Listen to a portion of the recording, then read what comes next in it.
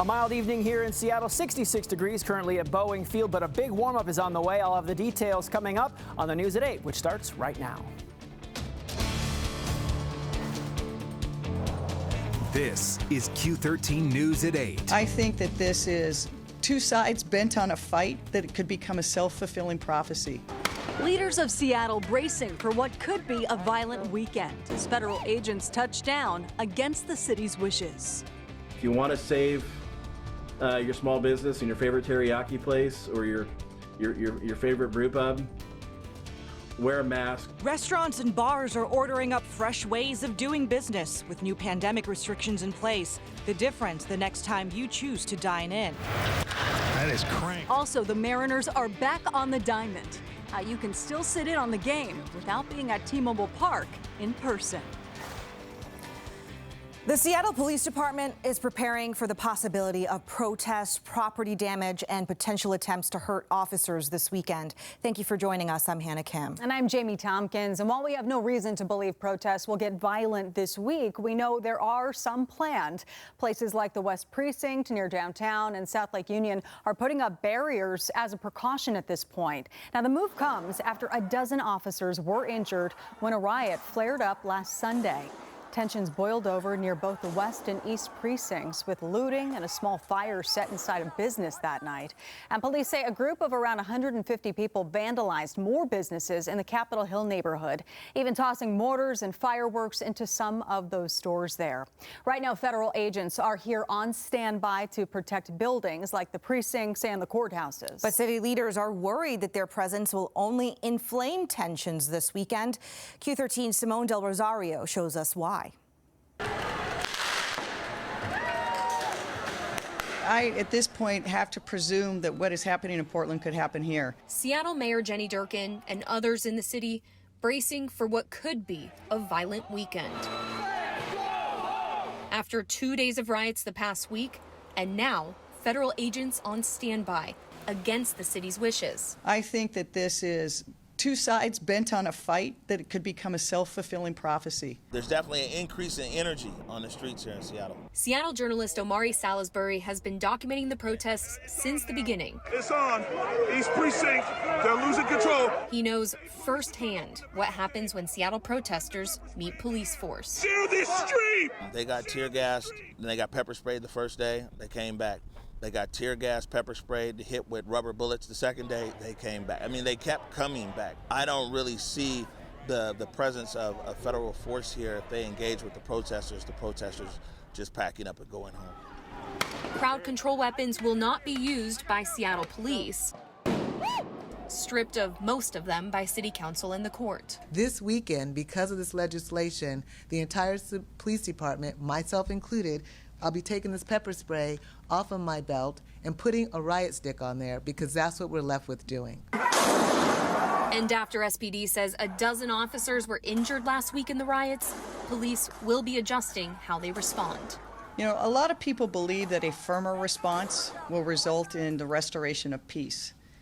And I think that what we've seen in Portland is that's not the case. But for residents and business owners near flashpoints like the federal courthouse and West Precinct, the question is, how will police keep the peace? Ahead of this weekend, 9 members of Washington's congressional delegation wrote a letter to the Department of Homeland Security expressing their concern about agents in Seattle. They're also requesting a briefing on why the agents are here after telling Governor Inslee and Mayor Durkan they wouldn't be in the city.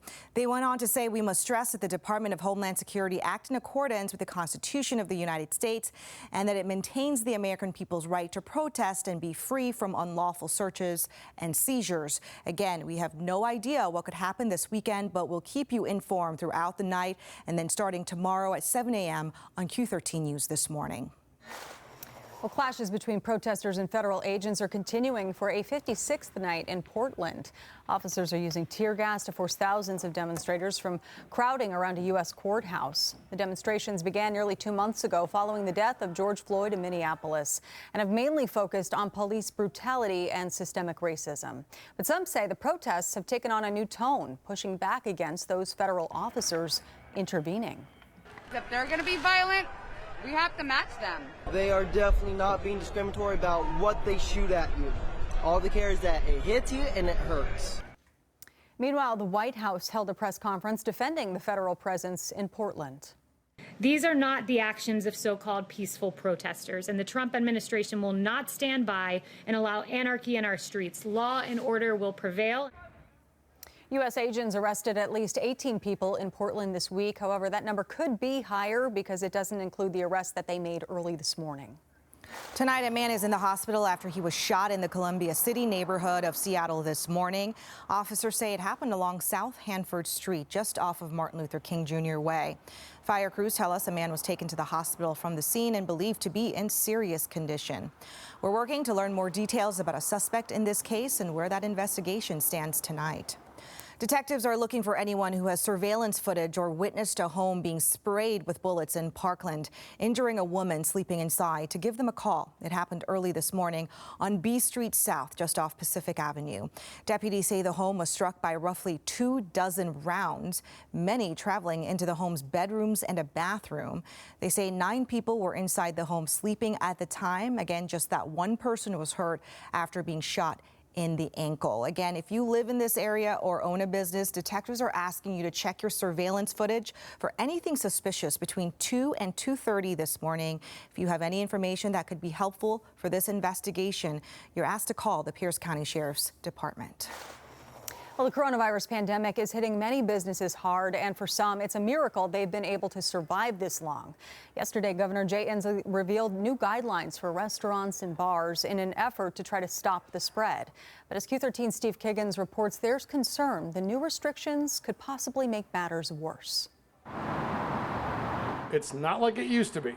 Hopefully it's not for long. At Sean O'Donnell's in Everett, the pandemic cut nearly half his business. It's been tough also at his family's 2 other locations in Seattle. We're good about wearing our masks. But even after PPE and compliance upgrades, Sean says operating amongst COVID has been hard. Just yesterday, Governor Inslee updated guidelines for bars and restaurants meant to stem the virus. Ordering at the bar is now off limits, and the booze now stops flowing at 10. Games like darts or pool are now canceled. Groups up to 5 can share a table inside, but now they all must be from the same household, so sharing a meal with a neighbor means sitting outside. O'Donnell says he's looking to convert his parking lot to give customers the option. We're going to probably take and try to get 6 tables out there. 6 tables is about what a server can handle for a section. Because if we don't get better, then even more businesses are at risk in the next 2 weeks. The Washington Hospitality Association says the new guidelines, in addition to social distancing measures, limiting capacity, and a lockdown that sunk revenue, some members said they're closing for good. If you want to save your small business and your favorite teriyaki place or your favorite brew pub, wear a mask, be safe, save those jobs, because they can't wait to see you again. Looks to me like we may have to close again. Floyd McIsaac's Changes Bar in Seattle somehow held on, but after all the disruptions and requirements, he worries it may be all for nothing if the virus continues to spread. Just closing places like this it's not going to serve any good. If you were to look outside the doors here or even go up to Green Lake, you could see there's a lot of people still out in groups. So it's not going to really do, I don't think, on the bottom line any good. Ironically, it might be O'Donnell's empty parking lot that could mean more customers.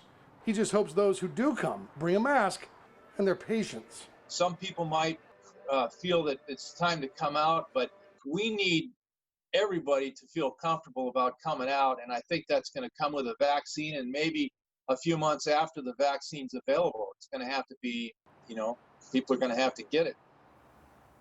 That was Steve Kiggins reporting. We have a full list and breakdown online of Governor Inslee's new rollbacks that also impact weddings, funerals, evictions, and gyms, just to name a few.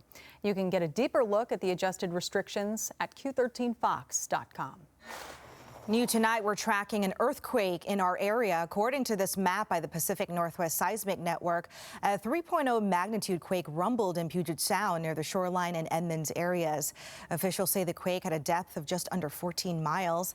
No one really felt it in the area, and this follows a quake, a 7.8 earthquake that struck off the coast of Alaska on Tuesday. And luckily, again, no one felt it. It was, small enough. How we like them. Yeah. When it doesn't do any damage, doesn't freak anybody out. Always good. And our windows on the northwest tonight showing a lot of cloud cover out there. In fact, a big bank of fog kind of rolling on in towards Hurricane Ridge. Near La Push, those clouds have returned. Beautiful sky conditions up in Chelan. We are tracking a wildfire just south of the Wenatchee area, so we are watching in that area for possible smoke issues. But otherwise, it was a very cool day here in the northwest. Only low end of the 70s, 66 around Everett and Forks. Normal should be around 77 for this time of the year. Right now, temperatures sliding down into the seasonal 50s for most of us tonight. Still hanging on to the warmth on the other side of the mountains, and we're really going to see some of those clouds returning to the places that did see some clearing skies. The good news for those sun lovers is we're going to see a little more of those morning clouds for tomorrow morning, waking up to some temperatures in the 50s, but we're going to really start to crank up the heat when it comes to this weekend. How hot is it going to get? We'll have some of those details for you coming up in less than 10 minutes.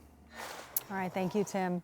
Well, happening now, the Mariners' shortened season is officially underway in Houston tonight. Right now, the Astros are winning 7-2 in the bottom of the sixth. So the team's home opener is in a week against Oakland. And while M's fans may be feeling a little sad about missing out on all the action at T-Mobile Park in person, that doesn't mean you can't sit in on the game, Jamie. So the team and Rainier Industries are in the midst of making personalized fan cutouts to go in the stadium seats this season. The program is called the Mariners Seat Fleet.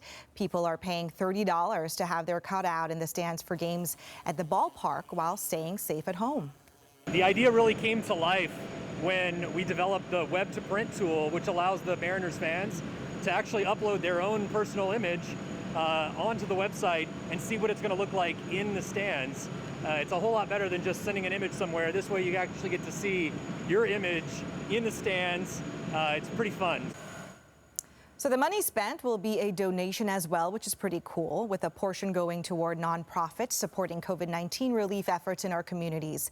Also, if your cutout catches a foul ball, guess what? The Mariners will send it to you in the mail. Look for a full story on the Seat Fleet next week on Q13 News.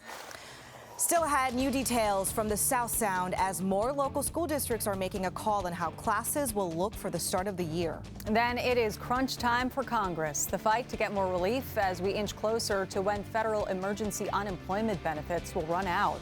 And later, we're introducing you to a teen making a big difference, how he's helping the less fortunate during the pandemic.